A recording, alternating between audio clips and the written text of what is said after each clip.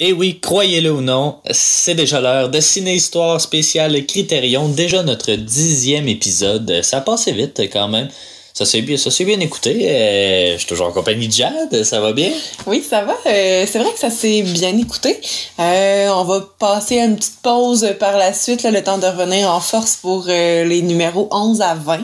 Donc, on enregistre aujourd'hui le 10e, puis après ça, on va revenir avec le 11e. Puis on est à jour. On est à jour, effectivement. Donc aujourd'hui, on parle, c'est ça, de Walkabout, un film, un très bon film. Je pense qu'on a beaucoup apprécié. Un film qui se passe en Australie. Un des premiers. C'est ça, on a exploré un peu. On pourrait essayer de revenir un petit peu sur les 10 premiers films qu'on a par la suite, là, mais c'est ça, premier film australien qu'on a, et pas le dernier. Donc c'est un film du réalisateur britannique Nicolas Roeg. Je vais dire Roeg parce que c'est R-O-E-G pour ceux qui le connaissent pas. En français ce serait Rogue, mais j'aime pas ça. Rogue, ça fait Harry Potter, puis il est pas méchant. Ouais, mais Rogue. Mais c'est Snape. C'est ça. Ça a pas rapport. Je m'excuse. Un des très grands. Un des réalisateurs britanniques les plus sous-estimés probablement parce que personne connaît son nom, mais pourtant il a influencé beaucoup de personnes. Je pourrais peut-être en parler un petit peu. On va changer un peu la formule. On va parler tout de suite du réalisateur. C'est un réalisateur, mais c'est aussi un directeur photo. Walkabout, en fait, c'est le film qui va le faire connaître. Mais le film Performance, c'est son premier, mais c'est son vrai premier, en fait, Performance, mais il était co-réalisé. Puis ça va connaître quand même du succès, notamment parce que la tête d'affiche, ou en tout cas l'une des têtes d'affiche, c'était Mick Jagger, au début des années 70, donc évidemment, les Rolling Stones étaient très populaires. Il est connu notamment pour les films Don't Look Now, avec Donald Sutherland et Julie Christie, je crois.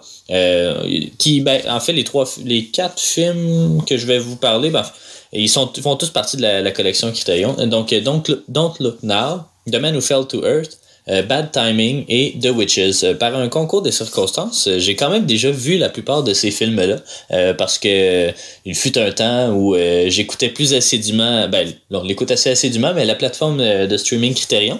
Et puis puis surtout j'allais voir les films qui quittaient à la fin du mois, puis j'essayais de les écouter, puis il y avait justement, j'ai écouté Don't Look Now, The Man Who Fell to Earth et Performance, donc je les ai déjà tous vus. Performance, on va y revenir quand on va y arriver, mais c'est quand même des numéros 6, 7, 800, donc ça risque d'être dans quelques années, pendant que je l'ai encore un peu en tête. Performance, c'était assez ordinaire. Don't Look Now, je l'avais vu chez mon père, en fait, je pense que tu étais parti, là, mais ça se passe à Venise, je pense que tu dormais. Mais c'est en plein après-midi. Mais c'était avec Donald Sutherland puis Julie Christie, puis ils ont une scène de sexe assez osée, assez graphique là-dedans. C'est d'ailleurs l'un des disons des faits saillants du film, si je peux dire, mais c'est une enquête policière assez particulière. The Man Who Fell to Earth aussi, je crois que c'est mon préféré de Rogue. C'est avec David Bowie, en fait. Donc ça, je me rappelle que tu l'as regardé, là. Ça me dit vraiment quelque chose. Je me rappelle des images de David Bowie un peu un peu spécial, qui comprend pas trop ce qui se passe sur Terre, tout ça. C'est ça, il joue un alien qui arrive sur la Terre. C'est en 76, donc encore aussi au relatif sommet de sa popularité. Il a toujours été assez populaire, Bowie, mais bon. Bad Timing aussi, je pense que c'est avec Art Garfunkel. Donc il aime vraiment caster des chanteurs, je pense, là, dans ses films.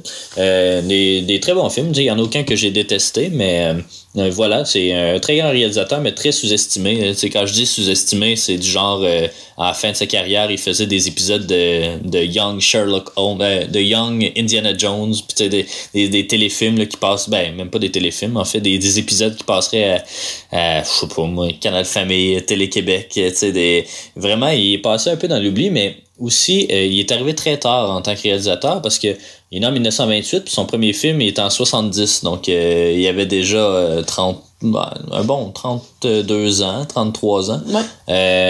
Mais il s'était fait connaître surtout comme directeur photo, notamment sur les films Lawrence of Arabia et sur Dr. Zhivago également, 2 grands classiques des années 60, et un autre, qui n'est pas devenu classique, mais dont on va probablement parler un jour, Fahrenheit 451 de François Truffaut.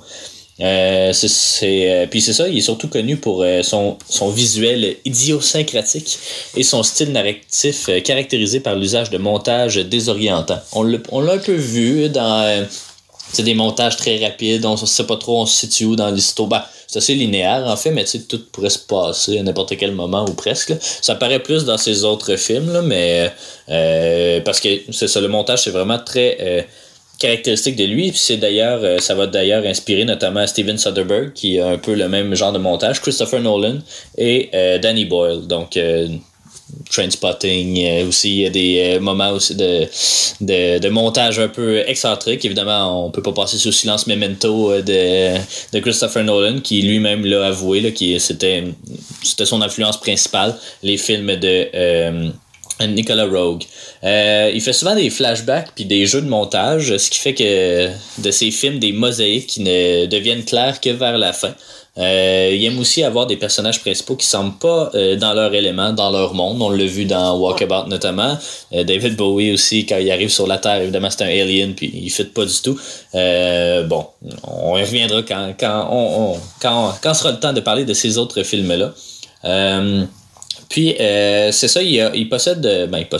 Il y a 5 films dans la collection Criterion aussi, donc je les ai déjà mentionnés. Il y en a un autre là, que je me souviens plus, je pense que c'est Intolérance ou quelque chose comme ça, qui se trouve dans la collection. Et il est malheureusement décédé en 2018 à l'âge de 90 ans quand même. C'est honorable. On l'avait vu, parce que moi je l'avais remarqué, c'était les débuts de Criterion justement, puis que je porte attention à Criterion, puis je me souvenais de l'avoir vu dans le In Memoriam des Oscars, malgré qu'il n'ait jamais gagné d'Oscar, ni même été nominé. Non, il est vraiment passé un peu sous silence. Le film Walkabout, il met notamment en vedette Jenny Agutter, qui c'est le personnage principal, on va dire ça. Ils sont deux, en fait, elle et son frère, mais c'est surtout elle. C'est plus elle qui prend de la place, là. Elle prend le lead beaucoup avec son petit frère, puis même avec le troisième personnage dont on va parler dans quelques instants. C'est plus elle là, qui est au premier plan. C'est même son futur à elle qu'on voit, c'est ses rêves, puis tout ça, c'est sa perspective. Donc, ouais. Tout à fait. Donc, elle, c'est une actrice britannique, mais qui se dirige à Hollywood à partir de 1974. Ça va être son big break, là, Walkabout. Elle n'est pas très connue avant, sauf peut-être pour The Snow Goose, qui va lui valoir un Emmy quand même pour meilleure actrice de soutien à la télévision. Après 74, elle va jouer dans Logan's Run, qui est la première version de Logan Lucky, là, que tu avais bien aimé et que tu as écouté récemment. Excellent. Logan Lucky, pour vrai, tout à fait mon genre de film, vraiment. De Steven Soderbergh. Et voilà, tout est dans tout. Elle va jouer aussi dans Amy, dans An American Werewolf in London et Child's Play 2. Bon. Chucky. Ouais, Chucky, tout à fait. Là. Elle va jouer aussi un peu au Royaume-Uni, notamment dans The Eagle Has Landed et la pièce Equus. Pas la pièce, en fait, mais le film Equus. Le film Equus. Ah, ben voilà. OK, non, mais je l'ai déjà vu, moi, ce film-là. En fait, au cégep, là, on avait lu la pièce, regardé le film, puis on était allé voir la pièce avec Éric Bruno, à chaque fois que j'ai vu Éric Bruno au théâtre, il a toujours été tout nu, là, au théâtre cinéma même, là, ça fait comme, je pense, 5 fois là, que je le vois nu dans un film. C'est donc de valeur, hein? Vraiment. Écoute. Voilà. D'ailleurs, Equus va lui valoir le BAFTA, donc les Oscars britanniques. On le dit à chaque épisode, là, mais on sait jamais. C'est pas nécessairement fait pour être écouté linéairement nos podcasts, mais bon, le BAFTA, c'est les Oscars britanniques. Donc, le BAFTA de la meilleure actrice de soutien pour Equus. Depuis 2000, elle fait surtout de la télévision, mais on a pu la voir notamment dans The Avengers et Captain America The Winter Soldier. Elle joue une des personnes de... Comment ça s'appelle? Dans S.H.I.E.L.D. Donc, c'est ça. Voilà. Donc, met en vedette Jenny Agutter, mais aussi en vedette Luke Roeg, qui est le fils de Nicolas Roeg. Il est pas très connu, lui, en fait, il est surtout connu comme étant producteur, mais c'est son seul rôle devant la caméra. Clairement, en fait, je reviendrai un peu plus tard, là. Mais c'est ça, notamment, il est connu pour avoir produit We Need to Talk About Kevin, Spider et Newtown Killers. Puis le dernier, en fait, principal, serait David Gupilil, qui est en fait un danseur traditionnel et un acteur australien aborigène, autochtone de l'Australie. Il a poursuivi sa carrière, puis il joue notamment dans le film The Right Stuff de 1983, je crois. Il joue dans les 2 Crocodile Dundee. Il joue aussi dans Until the End of the World, que j'ai très hâte de voir, un film de Wim Wenders, un film futuriste de 5h30. J'ai bien hâte de voir ça. Et dans Australia. Donc voilà. Par contre, petit bémol, il a été reconnu coupable de violence conjugale à 2 reprises dans les années 2000. Donc, voilà. Je trouve important ça n'a jamais empêché les gens d'avoir des carrières. Non, oui. On réalise ça ces temps-ci. Hein? Exactement. Le scénario du film est signé de Edward Bond, qui est l'un des plus grands dramaturges britanniques de son temps. Il est l'un de ceux qui a permis la fin de la censure au Royaume-Uni dans les années 60 avec sa pièce Saved. Il y a notamment, dans cette pièce-là, on lapide un bébé, puis on fait en tout cas bien des trucs. Puis tout le monde s'était évidemment... insurgé? Ouais, c'est ça, insurgé. Outragé, ça n'existe pas. De ça. Peut-être. Je sais pas. Outrage au tribunal, ça doit se transformer en verbe. Mais la communauté artistique, dont Laurence Olivier, qui est un des plus grands acteurs de théâtre, puis un des plus grands acteurs britanniques, qui a pris la défense de ça, puis finalement la pièce elle a été censurée, mais elle a pu être jouée finalement. La musique est de John Barry, qu'on connaît surtout en fait pour avoir fait la chanson thème de James Bond. Mais il y a pas de temps. Il y a de la musique quand même, là. On va y revenir un peu plus tard. Comme j'ai dit, c'est un film australien, mais on pourrait dire aussi un film britannique parce que c'est ça, le financement est surtout en fait américain, mais l'équipe est britannique, mais ça se passe en Australie avec un seul acteur australien. Mais j'y reviendrai un peu plus tard aussi par rapport à cette controverse là. Donc un film de 1971, comme je l'ai mentionné, il dure 100 minutes, il passe très rapidement. C'est un drame ou un coming of age d'une certaine façon, là. Pas le typique coming of age, disons. Mais... Non, mais on pourrait quand même le classer là-dedans, surtout à cause de la définition du walkabout aussi. Là, j'imagine que tu avais des infos à nous donner par rapport à ça, mais non, coming of age, c'est un genre qui lui colle à la peau parfaitement. Là. Ouais. C'est un film en couleur aussi, on est gâtés, ça fait 3 en ligne. Le prochain sera en noir et blanc, malheureusement. Malheureusement, c'est très beau le noir et blanc, là. Mais après ça, on repart en force avec des films en couleur. C'est un film en anglais, puis c'est un film d'un budget de 1 million australien, ce qui est... je sais pas si c'était le cas à l'époque, mais aujourd'hui c'est $1 australien équivaut pas mal à $1 canadien, donc c'est quand même un budget très modique. Pas de petit budget, ouais. Même des films québécois ont plus de budget que ça. Puis il n'a pas gagné de prix ou rien, mais il a été présenté en compétition officielle à Cannes en 1971. On pourrait peut-être parler un peu de l'édition Criterion, qui est encore très vivante. Il a été mise à jour, notamment. Il y a une restauration qui a été faite à partir du 35 mm original, approuvé par Nicolas Roeg. Il y a un commentaire audio avec Roeg et Jenny Agutter qui joue l'actrice principale, le personnage principal. Il y a des entrevues vidéo avec Agutter et Luke Roeg qu'on a écouté. On a écouté.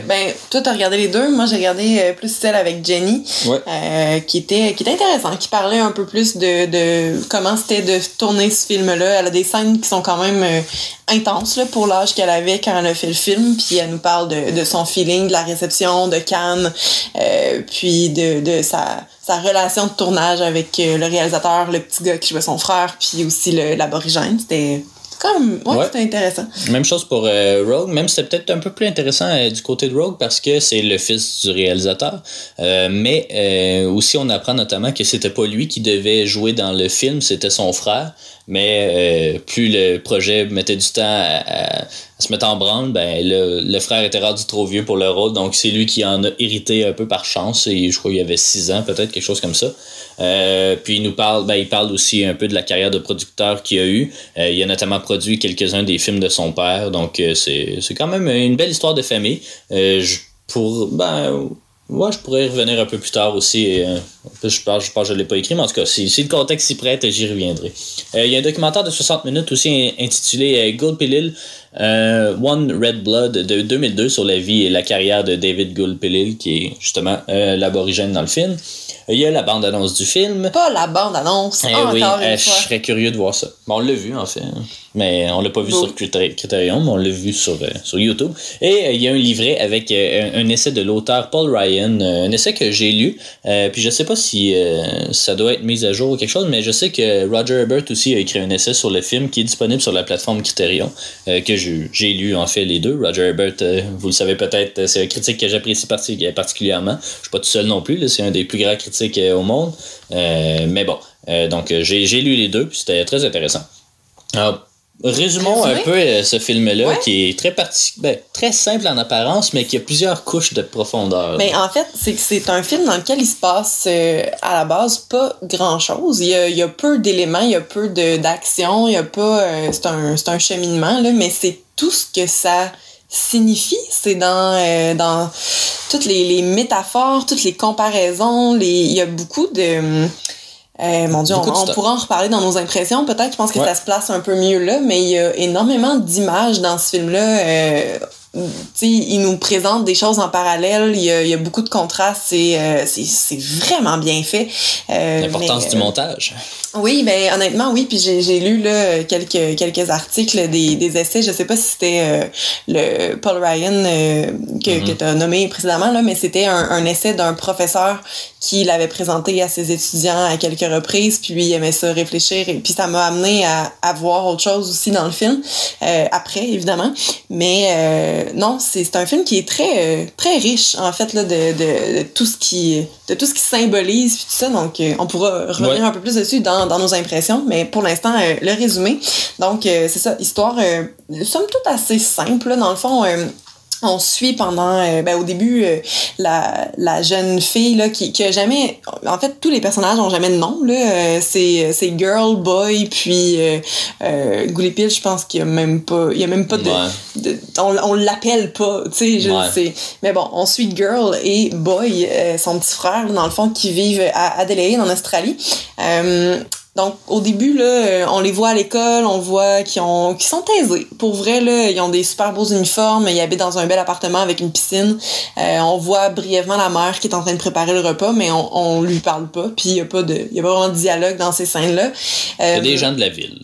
Ouais, mais avec de l'argent, tu sais, on le sent, là, dès le départ. Pour une raison qui est jamais vraiment exposée, là, le père va les amener faire un pique-nique dans le outback, dans le fond, dans le désert australien. Puis pendant que le petit gars est en train de jouer avec ses figurines à la guerre, il y a un fusil à l'eau puis tout ça, donc il tire puis il fait des bangs puis tout. Ben coudonc, le père, je sais pas qu'est-ce qui arrive exactement, mais il décide de commencer à tirer sur ses enfants. Donc il tire à quelques reprises. On va l'appeler Jenny, parce qu'elle a pas de nom, mais bon, Jenny se rend compte là, que son père, ça marche pas du tout là, donc essaie de protéger son petit frère derrière un rocher, puis finalement on entend un dernier bang, donc quand Jenny se lève, le père vient de se suicider et il a mis sa voiture en feu. Donc, écoutez, on sait pas trop pourquoi, il y a des belles analyses là, comme je disais par rapport à ça, mais c'est jamais expliqué en fait la motivation du père là. Donc à ce moment-là, ils peuvent pas retourner chez eux parce que l'auto est plus fonctionnelle. Donc Jenny et le petit gars là, vont se mettre à marcher dans le désert puis essayer de retrouver leur village. Ils vont premièrement aller sur le top d'une montagne, voir s'ils pourraient pas justement apercevoir d'où ils étaient venus, puis ben ça fonctionne pas vraiment. Après ça, dans le cœur de l'histoire, dans le fond, ils vont découvrir une oasis, mais au bout d'une nuit, dans le fond, il y a plus d'eau. Donc, ils auront pu se laver plus parce que là, ça fait quand même un moment qu'ils sont là, donc ils sont très très sales, ils ont chaud aussi, donc ils se baignent un petit peu, boivent évidemment. Puis après ça, ben il y a plus d'eau quand ils se réveillent, mais c'est là qu'ils vont faire la rencontre de l'aborigène, dans le fond, qui fait son walkabout, donc le titre du film, qui est un espèce de rituel de passage à la vie adulte. Donc quand je disais que ça s'insère bien là dans la catégorie des coming of age, c'est parce que c'en est un, mais pas pour Jenny ni son frère, mais en fait oui, mais à échelle plus symbolique et moins dans notre face là, mais l'aborigène fait véritablement son walkabout. C'est un rituel dans le fond qui rituel aborigène évidemment qui est passé aux garçons, je crois, je pense pas les filles, mais dans le fond, ils doivent partir de leur tribu ou peu importe pour survivre pendant quelques semaines, mois, je pense seuls en nature. Pendant 6 mois. C'est ça, puis ils doivent, dans le fond, se nourrir de ce qu'ils trouvent, être capable de s'orienter, puis tout ça, puis ils sont pas habillés, là. Dans le film, on voit, il y a juste une espèce de petite ceinture qui cache ses organes génitaux, puis c'est tout. Donc, mais il doit apprendre à chasser, puis retrouver son chemin, puis tout ça. Et c'est ce qui fait qu'il va revenir à sa communauté en tant qu'homme. Donc, il croise cet aborigène-là, essaye de communiquer avec lui, puis finalement se rendre compte qu'ils peuvent absolument pas communiquer. Donc, tu sais, mais c'est avec plus des gestes là, du petit gars qui vont finalement être capables de se comprendre, on va le dire, c'est grossièrement, là, mais ils se comprennent pas vraiment, mais bref, ils vont se comprendre autant qu'il faut, finalement. Ensuite, il y a comme une espèce de petite relation là, qui se développe entre Jenny et l'aborigène, qui en est pas une, là, dans le fond, mais on sent énormément de tensions sexuelles entre les deux. Ils ont à peu près sensiblement le même âge, là, mais Jenny, à plusieurs reprises, va regarder les fesses pendant qu'il marche, va se frotter les mains sur des poteaux. Tu sais, c'est vraiment hyper suggestif. Donc, il y a ça, là, puis lui, de son côté, ben, il y a cette belle fille-là, puis en tout cas, il va essayer d'autres choses plus tard, là, mais je rentrerai pas dans ces détails-là. Il y a des moments où on voit d'autres blancs, dans le fond, dans le désert, mais jamais il va leur faire le message à Jenny et son frère qui a vu d'autres gens. Donc, notamment parce qu'il y a une barrière de la langue, mais notamment, on dirait qu'il comprend pas nécessairement que les deux sont perdus, là. Pour lui, il rencontre, puis c'est ça, ça fait partie de son walkabout. C'est comme ce qu'elle disait, là, Jenny, justement, dans l'entrevue qu'on a regardée, là, que pour lui, c'est pas nouveau de voir des blancs, donc il pense juste qu'ils sont là pour le fun, puis il pense pas nécessairement au fait qu'ils sont perdus, qu'ils ont besoin d'aide. Donc, ils font un bout de chemin ensemble, mais c'est pas important pour lui de leur dire, de leur faire comprendre qu'il a vu d'autres gens. Mais pour eux, ben, crime, c'est juste ça qu'ils attendent, finalement. Donc, c'est à peu près ça. Puis, après ça, ben, on voit... dans le fond, leur vie ensemble, comment ça se passe. Là, t'as vraiment Jenny qui devient comme un peu la mère, puis l'aborigène un peu le père du petit gars. Là, après ça, on les voit se faire de la nourriture ensemble, ils trouvent une maison, puis tout ça. Donc, c'est un peu cette aventure-là, finalement. Puis, ben... on vous dira pas comment ça finit. Non. Ben, effectivement, c'est un film avec plusieurs couches, comme on va le voir. En fait, peut-être un peu d'informations sur le film. C'est basé sur le roman The Children de James Vance Marshall, qui est en fait un pseudonyme pour Donald G. Payne. Je sais pas. Je l'ai lu. Pourquoi il y avait un pseudonyme? C'était une question poétique. Là. Je crois que James Vance Marshall, c'est un explorateur australien, donc il a pris ce pseudonyme-là, vu que c'est un film qui se passe en Australie puis qui se veut exploratoire, si on veut, parce que l'auteur a pris de nombreux pseudonymes aussi comme ça pour chacun de ses livres, là, en fait, donc voilà. Même si plusieurs des éléments du roman sont quand même assez différents de ce qui se passe dans le film.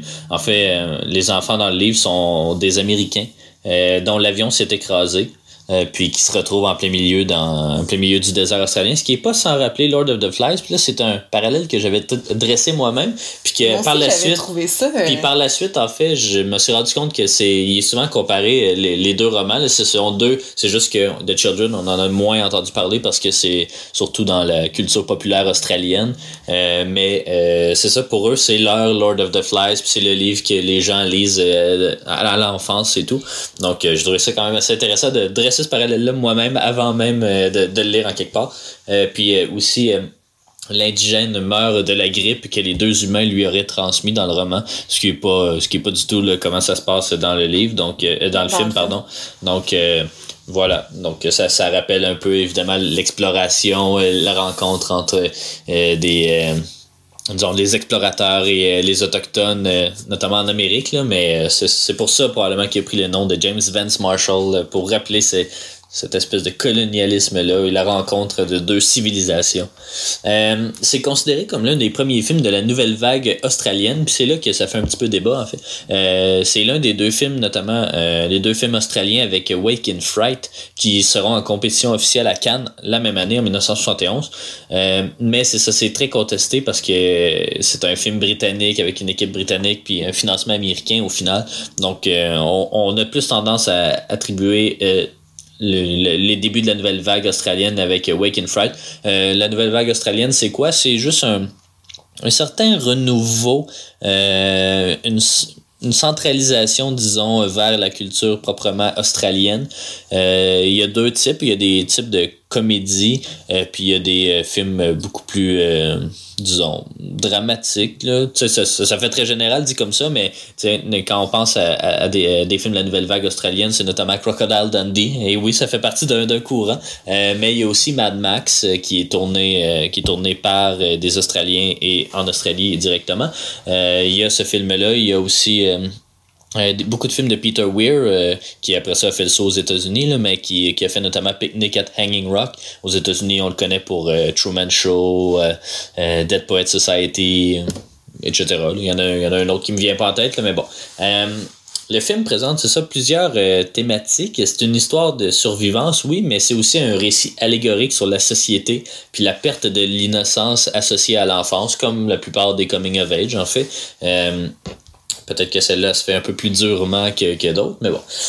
Certains y ont même vu quelques parallèles avec la religion, puis là, au début, je me demandais un peu pourquoi, puis quand j'ai vu les exemples, effectivement, notamment dans un flashback inversé où on voit le père se lever, puis quand il vient de se tirer, là, en fait. Un petit peu plus tard, là. Non, mais comme c'est le moment où il tombe, mais là, qui se relève, dans le fond. Ouais, ben c'est ça, c'est Jenny, on l'appelle Jenny encore, là, mais c'est la fille qui rêve, j'imagine, ou qui pense à quelque chose, puis elle voit juste son père se lever. En fait, c'est l'inverse de la scène où il tombe à terre. Ce qui rappelle un peu la résurrection d'une certaine façon. Bon, j'étais moins convaincu sur celui-là, mais le deuxième est quand même intéressant. En fait, c'est que l'Outback australien serait le jardin d'Éden, puis une espèce de terre fertile et vierge qui n'attend juste, qui est plein de ressources et tout. On y voit même d'ailleurs le serpent au-dessus d'un arbre quand ils sont à l'Oasis, là, où ils mangent un fruit d'ailleurs. Donc, c'est ça. Il y a quand même certaines similitudes. Il y a beaucoup de choses dans ce film-là. Je crois pas que Rogue ait voulu approfondir aucun des éléments puis laisser tout il voulait laisser tout ça à interprétation, je crois, là, mais c'est clairement pas anodin si on a vu ce serpent-là au-dessus d'un arbre, au-dessus d'un oasis, mais bon. D'autres voient aussi un retour au temps plus simple puis un regard entre la tradition et la modernité. C'est ce qu'on avait vu aussi également quand on l'avait regardé. Puis vers un mode de vie vers lequel on peut pas vraiment retourner, là. On le sent vraiment là, que les deux, le garçon et la fille, ils sont... c'est comme ils font pas partie de ce monde-là, puis ils essaient pas de s'adapter tant que ça non plus à la Mais je pense qu'il y a une fenêtre d'ouverture quand même, là, un moment où Jenny semble pencher un peu plus dans ce monde-là, puis qui casse complètement à la fin quand ils remettent leurs uniformes scolaires parce qu'ils sont en uniforme pendant tout le film, puis qu'elle réinsiste là, sur faut être propre pour les premières personnes qu'on va rencontrer puis tout ça, puis mais je pense qu'il y avait un moment, puis c'est ce qu'on apprend. Ben c'est pas post-credit là, mais c'est un moment dans le fond qui nous présente jamais dans le film, puis qui nous montre pendant que son futur mari dans le fond lui parle, puis qu'elle écoute absolument pas ce qu'il dit parce qu'on comprend vraiment rien là, puis je pense que c'est voulu, il y a comme de la musique par-dessus ça puis tout, puis Jenny repense à un moment où ils sont elle et son frère avec l'aborigène, puis ce moment-là je me suis dit ouais mais on n'a jamais vu ça, mais c'est ça en fait, puis je pense que ça c'est dans le fond ils se baignent là, dans une source, puis sont les trois nus, puis ils ont beaucoup de fun, puis c'est je pense qu'à ce moment-là on peut se dire que elle aurait peut-être pas aimé rester là, je pense qu'on peut pas aller jusque là, mais qui a commencé d'être à l'accepter en fait, puis de nostalgique, je sais pas, comme c'est ce qu'il y a vraiment, elle se questionne sur est-ce que pas est-ce qu'elle a fait le bon choix, mais comme sur ses choix de vie là, puis est-ce que ma vie aurait été différente si j'étais resté là-bas ou quelque chose comme ça. Évidemment, oui, ça aurait été différent, là, mais bon. Mais oui, mais clairement, il y a une plus grande ouverture du jeune garçon. Oui, ben déjà, il réussit à communiquer, il apprend des mots avant sa sœur aussi. Il est capable de dire quelques mots dans la langue de l'aborigène un peu. Ils vont avoir plus de fun aussi ensemble, deux gars. T'sais, ils vont jouer ensemble, puis tout ça. Puis à un moment donné, Jenny lui dit va lui demander pour, je me rappelle pas quoi exactement, puis il le fait, puis il réussit, puis tu sais, c'est quand même spécial qu'il ait appris plus rapidement, là, dans le fond, que sa grande sœur. Exactement. Ben en fait, je vais y revenir dans mes impressions, mais je l'ai lu aussi ailleurs. C'est un projet. Ben, le film a connu aucun succès commercial, en fait. Là. Ça, c'est pas que c'est normal, là, mais c'est ça. Il n'a pas été visionné tant que ça à l'époque. C'est un projet de longue date pour Rogue. Son producteur, Cy Levinov, venait d'acheter les droits pour A Clockwork Orange, et il comptait lui donner pour son premier film. Par contre, il devenait de plus en plus obsédé par le film Walkabout, ce qui a fait que Levinov a acheté les droits du roman de Walkabout, en fait, de Children, pour finalement l'adapter. Puis on sait tous que A Clockwork Orange est allé à Stanley Kubrick, puis c'est le grand classique qu'on connaît aussi, mais je crois que, en tout cas, les deux films auraient été appropriés pour le cinéma de Rogue. Là. Je crois pas qu'il aurait fait de mauvaise job ou qu'il a nécessairement pris de mauvaise décision, mais bon, c'est quand même dommage d'être passé à côté de cette belle opportunité-là.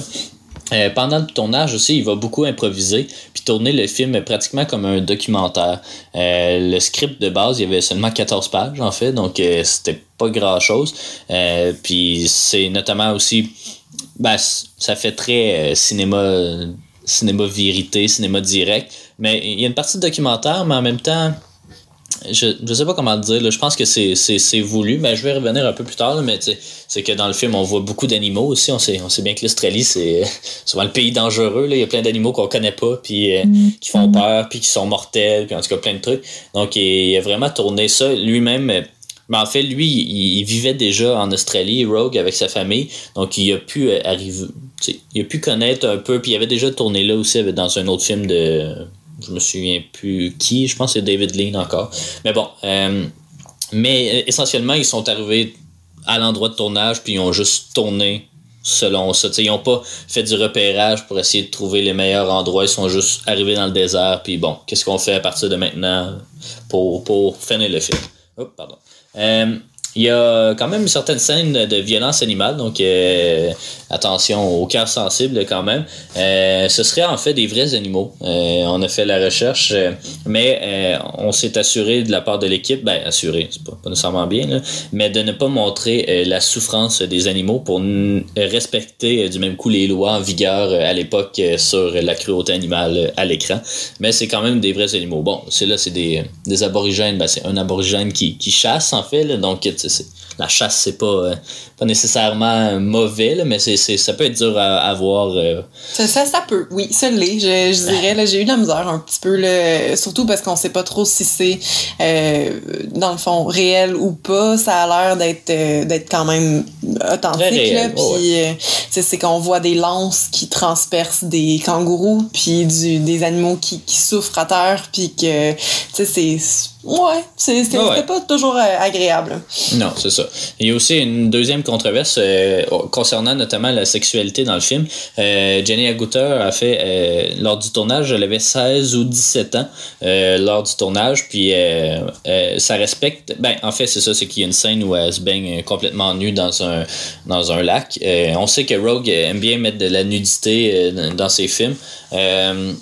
C'est une scène qui, c'est très beau, là. C'est pas rien de sexuel, contrairement à Don't Look Now, là. Vous irez voir la fameuse scène. Je pensais pas voir Donald Sutherland aussi, en tout cas, peu importe. Vous irez voir la scène, mais ici, c'est présenté plus poétiquement, plus...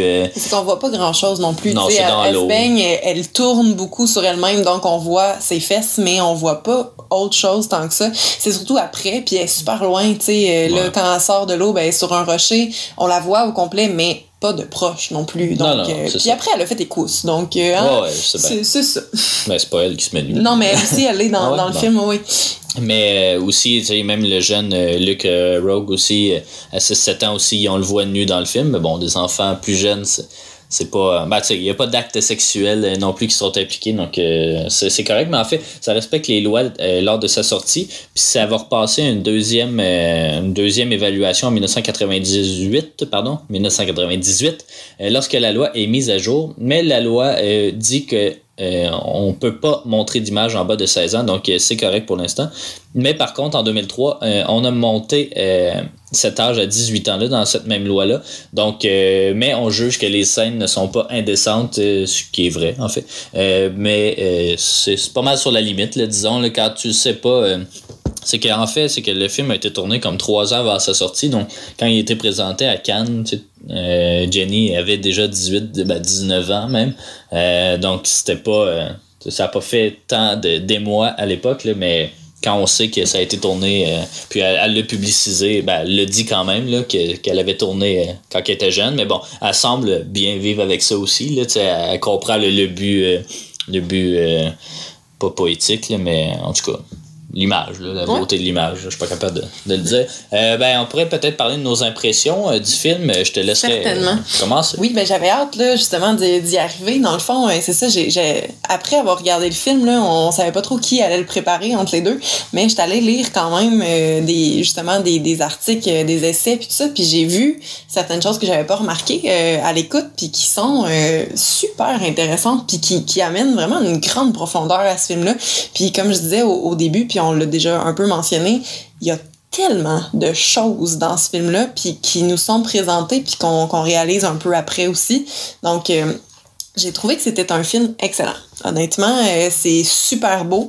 C'est vraiment bien tourné. Il y a une espèce de mélange entre le film puis le documentaire. Des fois, on a... je l'avais dit aussi là, pendant qu'on le regardait, il y a des moments où on a l'impression que c'est des photos qu'ils ont pris de « Ah, ça c'est la fois où on a fait telle affaire dans le désert! » Tu sais, il y a vraiment comme une espèce de coupure entre... on les suit puis on reporte leurs aventures. Je sais pas si vous comprenez un peu ce que j'essaie d'expliquer, là, mais c'est ça, il y a des plans vraiment... Il y a des arrêts sur image aussi, il y a des slow motion, il y a plein de choses. Donc, c'est ça, il y a cette espèce d'image-là, justement, d'appareil photo, genre, là, qui se produit à quelques endroits. Il y avait aussi, à un moment donné, le petit gars qui raconte une histoire, puis c'était une légende, dans le fond, là, puis pendant ce temps-là, on voit une espèce de livre dont les pages se tournent par-dessus l'image qui nous est présentée, donc vraiment comme s'il racontait une histoire dans un livre, ce qui est comme... On n'a jamais vraiment vu ça, tu sais, c'était le fun, honnêtement, ça servait pas à grand-chose, mais c'était quand même intéressant. C'est sûr qu'il y a peut-être d'autres significations qu'on n'a pas lues, là, par rapport à ça, mais super le fun aussi. C'est un film qui joue beaucoup sur les différences entre la société civilisée et aborigène, dans le fond, là. Civilisé avec des gros guillemets, évidemment. Oui. Non, mais on se comprend, là, parce que l'un et l'autre ont des avantages que l'autre n'a pas, là. Je dirais, ça c'est très clair dès le départ aussi. Mais on insiste beaucoup sur leurs différences, mais en même temps, on nous dit qu'ils sont finalement pareils, donc puis ça c'est revenu dans d'autres critériens aussi.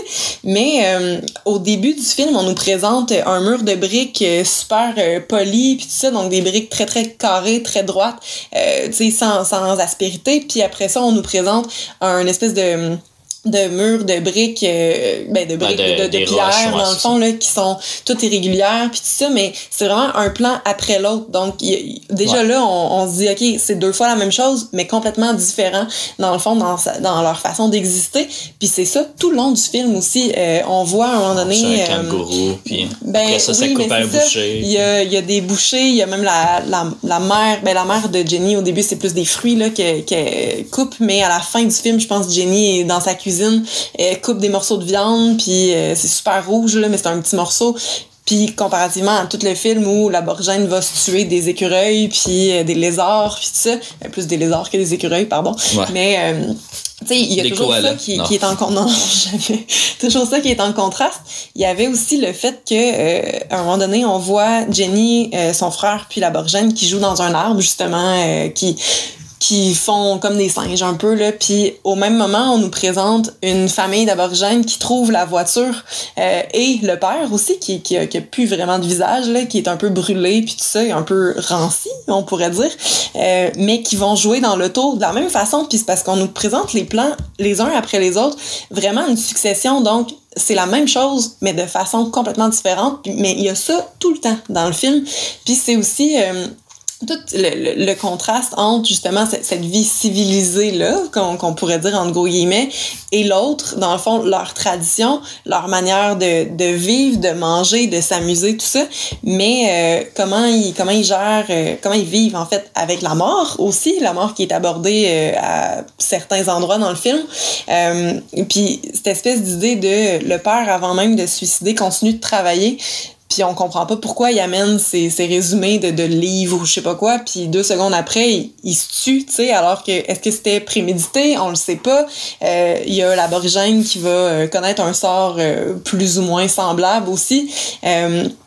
Puis c'est ça, en fait, là, je pourrais en parler tellement encore plus longtemps, mais c'est tout le temps de nous présenter les mêmes éléments, mais quasiment de façon inversée, dans le fond, puis de nous laisser faire le choix de ce qui est mieux là-dedans. Tu sais, c'est vrai que c'est pas le fun de voir les scènes de chasse ou de préparation d'animaux, de recettes, tout ça, mais au final, la viande qu'on achète à l'épicerie est passée par le même traitement.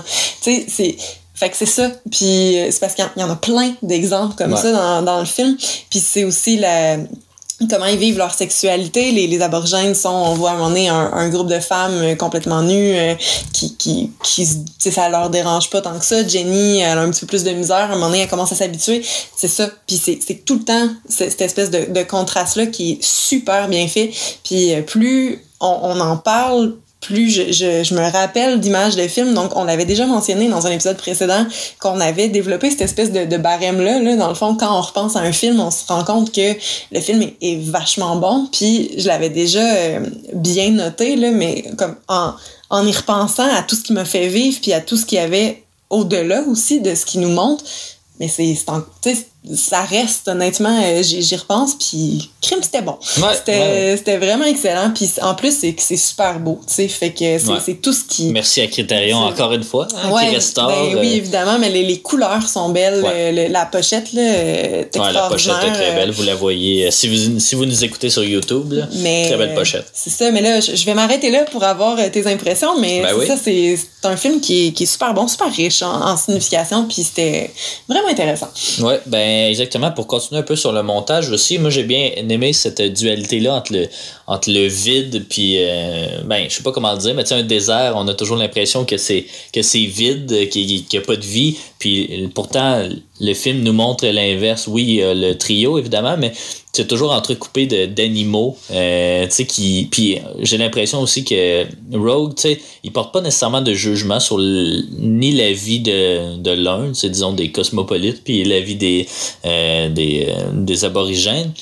Il porte pas de jugement, puis on dirait qu'il documente un peu cette rencontre-là, un peu comme un documentaire animalier, tu sais, c'est ça, c'est pas très suggestif, c'est très comme juste présenter qu'est-ce qui se passe, puis il essaie pas de forcer les choses ou rien, puis c'est un peu, tu sais, c'est ça, moi j'ai l'impression qu'il l'observe un peu comme une autre espèce animale, sauf que là c'est les humains, puis même on pourrait pas dire qu'il y a 2 espèces, mais il y a clairement 2 civilisations qui sont présentées ici. Donc, moi, j'ai bien aimé ça. Évidemment, le montage, on l'a dit, là, c'est une force du film.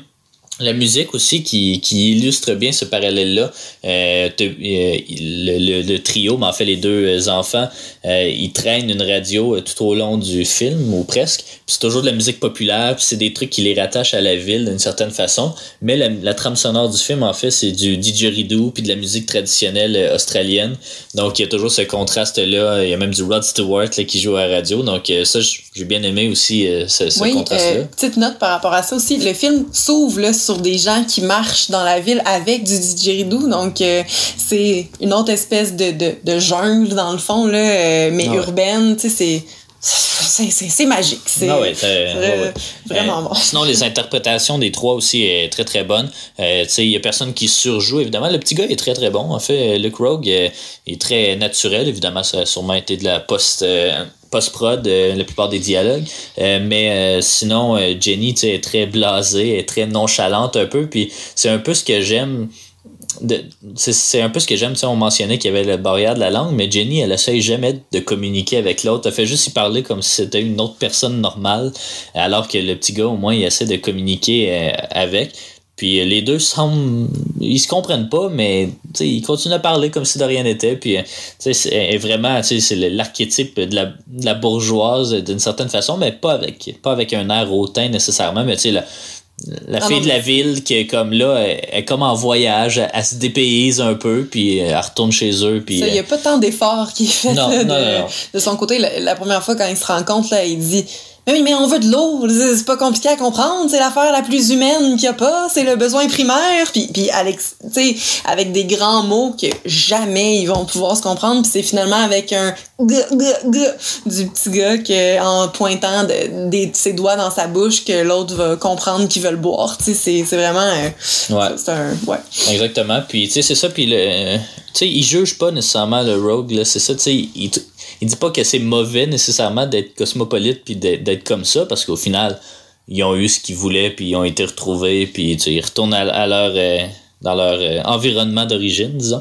Mais tu sais, je mentionnais que ils aiment beaucoup avoir des personnages qui semblent pas à leur place dans leur environnement, puis à la fin il y a personne qui a l'air à sa place non plus là.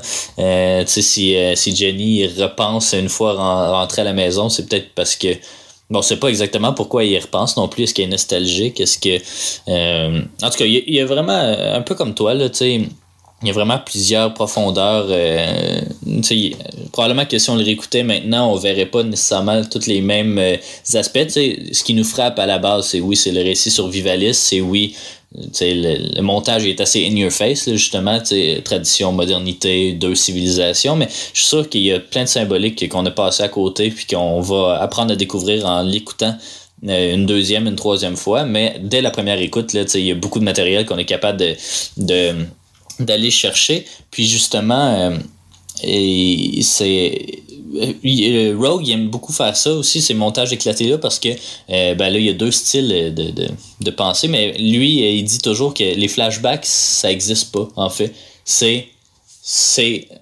en ce moment tu penses à quelque chose qui s'est passé, donc c'est pas un flashback, c'est en ce moment je pense à quelque chose, puis c'est ce qu'il essaie un peu d'illustrer, c'est que c'est souvent ces flashbacks, c'est pas ces souvenirs, c'est pas nécessairement des choses qui se sont passées.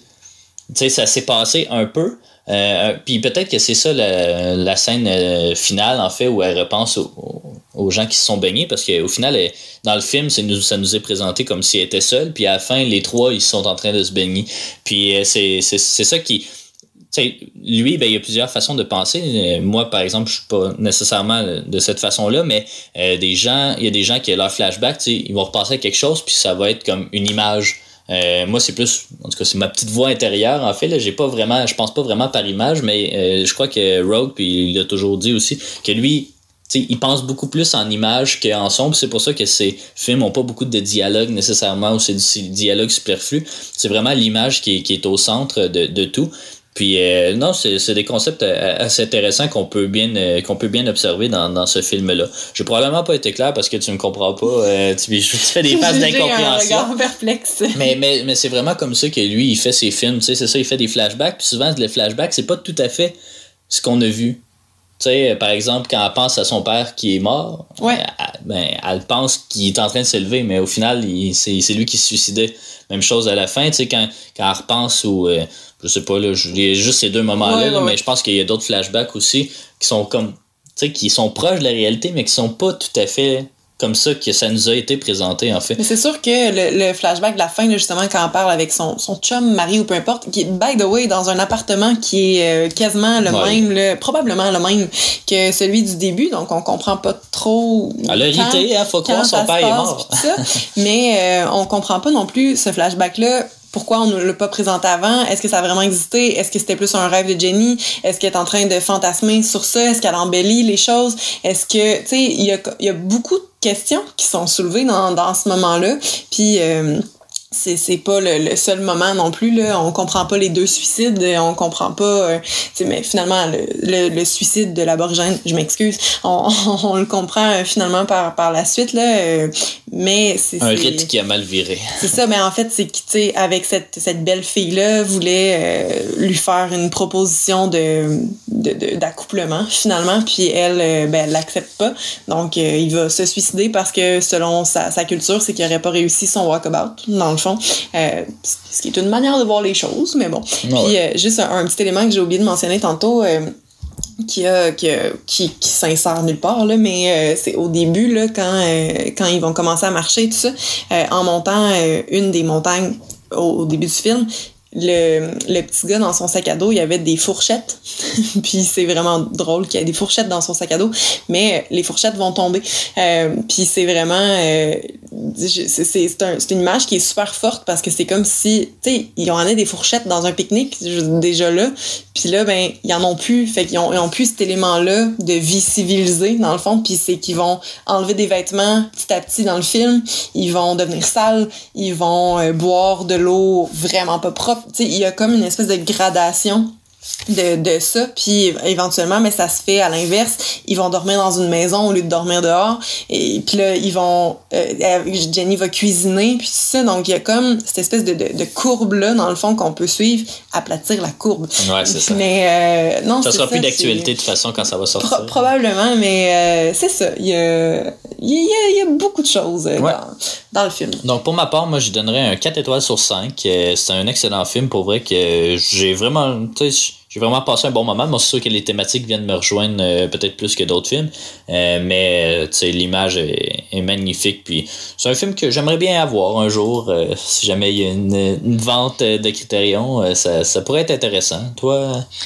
Ben, pour ma part, ça va être peut-être même un 4,5 sur 5. Je l'ai trouvé vraiment, vraiment excellent. Puis plus on en parle, plus j'ai le goût de lui donner une deuxième écoute. Donc, c'est ça. OK, parfait. Ça me prend de court parce que c'était pas ça que tu y avais mis au départ, mais parce qu'on serait, en fait, puisqu'on a terminé nos premiers 10 films, on pourrait faire une espèce de top rétroactif de 10 à 1 selon nos primes. En tout cas, du moins bon au meilleur, mais évidemment, les moins bons, il est très bon quand même, là, ou il est souvent très très bon. Donc, je sais pas si tu veux commencer ou je commence. Ouais, en fait, veux-tu faire nos 2 numéros 10 puis monter ou comment tu vois ça? Ouais, non, on va y aller successivement. Je pense que ça va être plus simple. Parfait. Donc, en 10e position pour ma part, il y a Seven Samurai, malheureusement. Ouais. Oui, je sais, mais c'est ça. C'est pas venu me chercher plus que ça. C'est un gros top 10 en fait de films. Tu sais, c'est tous des gros classiques. Aussi, oui. Même les films. En fait, vous allez le voir, là, mais ça, il y a beaucoup de grands classiques, mais c'est pas nécessairement ça qui est venu nous chercher tant que ça. C'est vraiment des films qui sont sortis de nulle part, qu'on n'attendait pas, puis qui finalement ils sont venus nous marquer plus qu'on l'aurait cru. Je te laisse poursuivre. Voilà. Numéro 9, The Killer, donc le premier des 2 de John Woo, parce qu'il y avait un petit peu moins d'histoire que dans l'autre, là, que j'ai placé relativement haut quand même. 8e position, Les 400 coups. Je sais que là, t'es vraiment pas d'accord avec moi. Non, c'est correct. Mais encore là, c'est bien, mais je trouve que comparativement aux autres des 10 premiers, là, c'est la place qu'il méritait pour moi. Ensuite, La Grande Illusion. Qui était un très bon film, mais c'est parce qu'après, on rentre dans les trucs qui m'ont vraiment, vraiment plu, là. Donc là, vous voyez pas mon fichier en ce moment, mais sur mon Excel, ma ligne de Walkabout est à ça de se faire couper puis replacer parce que j'avais mis Walkabout juste avant La Grande Illusion. Je vais sûrement le monter, en fait, mais pour l'instant, rang numéro 5. Numéro 4, The Lady Vanishes, donc un petit thriller comme je les aime. Numéro 3, Hard Boiled, film d'action vraiment, vraiment le fun. Die Hard, c'était super cool à regarder. Numéro 2, sans surprise, Amarcord, le coming of age italien qu'on a les deux vraiment apprécié. Et numéro 1, qui serait La Belle et la Bête, donc qui est tout simplement magistral, là, des grandes prouesses techniques pour l'époque. Je trouve que c'est faut le replacer dans son contexte, là, puis je le trouve vraiment super bien fait, vraiment excellent, qui vieillit super bien aussi, surtout quand on le replace là, comparativement à ce qu'on fait aujourd'hui. Je trouve que pour 1946, c'est tout un film, là. Donc voilà. Ben merci.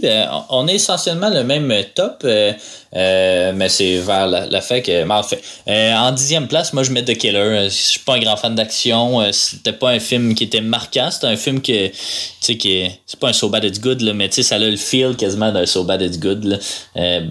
Pas nécessairement de ça, mais tu sais, d'un film d'action cheesy, là. Donc moi, c'est vraiment pas venu me chercher, malgré que en lisant après dessus, tu sais, il y a quand même certaines qualités là, qui sont indéniables. En 9e, Seven Samurai, moi aussi, c'est ça le problème en fait, c'est que il y a plusieurs des films là-dedans que je pense qu'ils s'apprécient mieux à la deuxième et troisième écoute. Puis là, on l'a juste écouté une fois. T'sais, pour moi, The Lady Vanishes, c'était la deuxième fois que je les voyais, mais sinon, on les a toutes vus une fois. Donc, c'est dur un peu pour nous de juger tout de suite comme ça, mais je suis sûr qu'avec la recherche qu'on en a fait, quand on va réécouter ces films-là, probablement que le palmarès serait différent. On fera un podcast sur... On va toutes les réécouter une deuxième fois, puis voir si notre changement... On s'en reparle dans 8 ans, à peu près. Ouais, à peu près.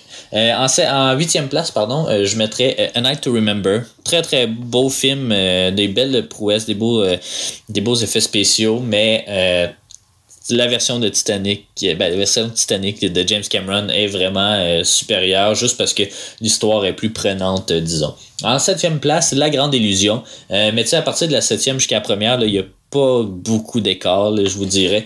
C'est bien parce qu'il a fallu que j'en fasse un, là, mais La Grande Illusion, très bon film que j'ai hâte de revoir aussi. En 6e, The Lady Vanishes, je l'ai vraiment apprécié, mais c'est ça, il y avait moins de cette profondeur-là, il y a moins, c'est une belle expérience de visionnement, c'est un bon film, mais il n'y a pas autant de niveau d'analyse que les autres, malheureusement, à mon avis.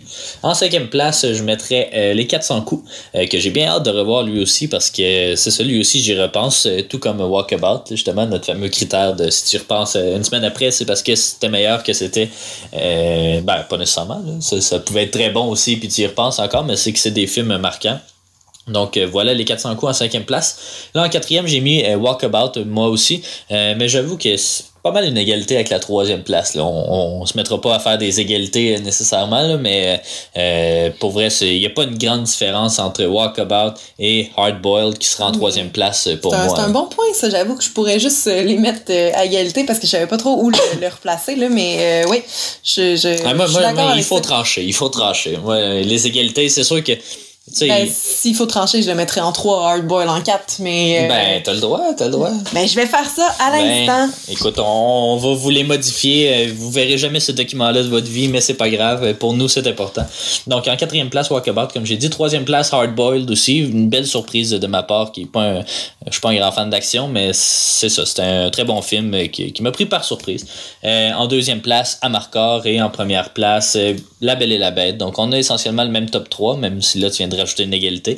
Non, j'ai pas rajouté de nom. Des très très bons films.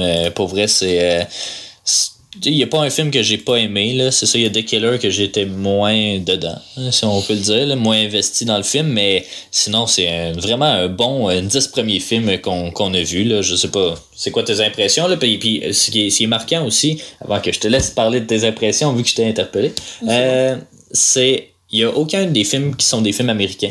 Ça fait du bien, honnêtement. Ouais. Là, on s'était déjà passé la réflexion en les regardant, là, mais c'est rafraîchissant de voir d'autres choses, dans le fond, puis qui est différent aussi, pour qu'on puisse apprendre un petit peu. Je sais que pour ta part, c'est vraiment un film, c'est un témoignage d'une époque, de façon de faire, de la place de l'histoire aussi, les coutumes, puis tout ça. Puis je peux comprendre. Dans le fond, c'était le fun de ne pas avoir de film américain. Puis je trouve que c'est un beau message que Criterion lance, parce que, tu sais, les États-Unis veulent pas, c'est un peu c'est pas le berceau du cinéma, là, mais tu sais, c'est pas mal, disons, la puissance du cinéma. Et puis que les 10 premiers films ne soient pas des films américains. Puis même que ce soit pas, tu sais, je veux dire, Hard Boiled, personne pourrait croire que ça passe avant des grands films américains comme, je sais pas, là...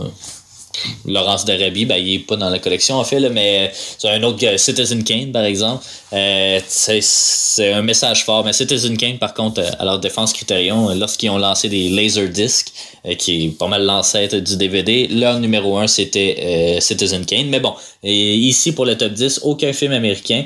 2 films d'Hong Kong, 2 films et demi, disons, du Royaume-Uni, 3 films français. Donc, c'est vraiment une belle représentativité. Je sais qu'elle se maintient pas parce que je connais assez bien là, ce qui s'en vient. Puis, il y a beaucoup de films américains, là. Mais pour les 10 premiers, du moins, c'est vraiment un très grand coup. Je sais pas si tu as quelque chose à rajouter. Parce que... Oui, en fait, on s'en allait quasiment l'oublier, là, mais en ce qui concerne les références dans la culture populaire, vous serez bien déçus d'apprendre que Walkabout, il y en a pas tant que ça. En fait, j'en ai trouvé 2 principales là, qu'il faudrait noter parce que tout le reste, c'était souvent des mentions du film, plus dans des documentaires, il y avait des images projetées, puis tout ça. Donc, c'est pas nécessairement ça que j'entends par référence dans la culture populaire. Donc, finalement, ce que j'avais trouvé, c'est qu'il y a une chanson du groupe Big Audio Dynamite qui s'appelle E égale MC2, qui ferait apparemment des références à ce film-là. Par contre, quand on a regardé les paroles, ça avait l'air de plus se rattacher peut-être à la carrière, dans le fond, de Rogue. Rogue, pardon, mais parce que ça parlait peut-être plus de Man Who Fell to Earth que celui-là, dans le fond. Mais bon, apparemment qu'il y aurait des petits échos au film. Puis il y avait un épisode de American Dad, donc on connaît tous cette série-là, dans lequel il y aurait apparemment une recette qu'on voit dans le film, mais là, en faisant les recherches, on se rappelle absolument pas d'avoir vu cette recette-là. C'est une recette assez horrible aussi, là. C'est pas super le fun. C'est beaucoup de souffrance faite à un oiseau. Donc, mais il y aurait ça dans un épisode. Donc, mais c'est tout. C'est vraiment tout ce que j'ai trouvé. Donc, voilà. Ouais. Ben merci. Écoute, on a déjà, nous, de notre part, regardé les trailers pour les films de 11 à 20. Ça semble être une cohorte un peu moins forte, en tout cas du moins il y a quand même certains classiques, puis d'ailleurs on n'a pas beaucoup de Criterion à la maison là, de l'édition physique, mais dans cette dizaine-là on en a 2, donc mais ça semble un peu moins relevé, disons, que ça, mais on pourrait être agréablement surpris, puis je crois que c'est ça le but de Criterion aussi, c'est de nous surprendre, mais il y a quand même des films beaucoup moins marquants, je crois, de 11 à 20 que de 1 à 10, mais j'ai quand même assez hâte d'entamer cette deuxième partie-là. Un mot de la fin, peut-être? Ouais, ben c'est ça. Donc, nous, on prend une petite pause que vous verrez même pas passer de toute façon. Puis, on va revenir en force avec les 11 à 20 qu'on devrait enregistrer tout aussi rapidement si le contexte actuel se poursuit. Mais on a au moins jusqu'au début du mois de mai pour ça. Oui. Ben voilà, ben je vous remercie d'être des nôtres, si vous êtes des nôtres, et puis nous c'est très motivant de faire ça aussi, donc on va poursuivre en force pour le reste de la collection, je l'espère. Merci d'avoir été des nôtres cette semaine, et puis on se retrouve la semaine prochaine.